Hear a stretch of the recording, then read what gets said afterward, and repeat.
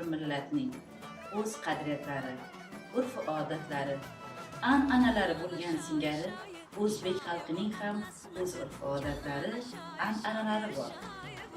Mana shu an'analar, urf-odatlarni madaniy merosni rivojlantirishda, sayqallashtirishda, shakllantirishda o'zbek xon atlasining o'rni beqiyos.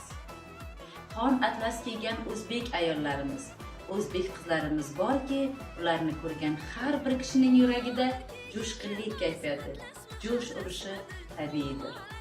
Qarangki, qo'limdagi mana bu idishda ham xon atlas shakli va gullar sayqallashtirilgan. Keling, o'zbek xonadoniga choyga marhamat.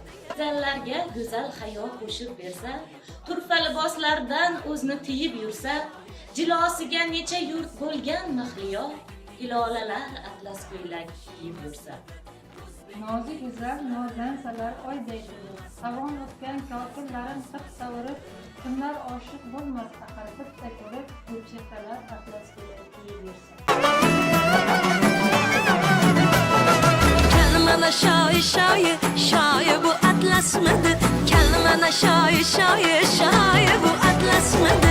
O'zbegimning qizlari tarifi shumasmidi? O'zbegimning qizlari tarifi shumasmidi? Atlasga mosmasmidi? Hurmatlar qilmang dardim, aytdim xolos. O'zbek qizi kiyinsin-da, o'zbekka xos. Momolardan bizga qolgan yaxshi meros, qizlaringiz atlas ko'ylak kiyib yursa. O'zbegimning o'zligidan dil quvonar. Oy yuzlarin ko'rganida oy uyalar, gul chehralar, dilnozalar, diloromlar, hilolalar atlas ko'ylak kiysa agar.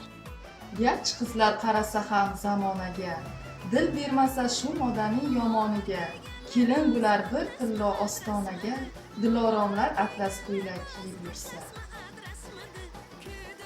Kulganida gulda yuzi gulga havas. Mushka ambar isi kelar olsa nafas, yal-yal yonib turganida kim tanimas. Dilafruzlar atlas ko'ylak kiyib yursa.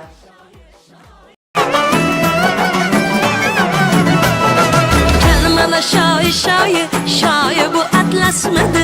Kalmana shoyi bu atlasmidi? O'zbegimning qizlari tarifi shumasmidi? O'zbegimning qizlari tarifi shumasmidi?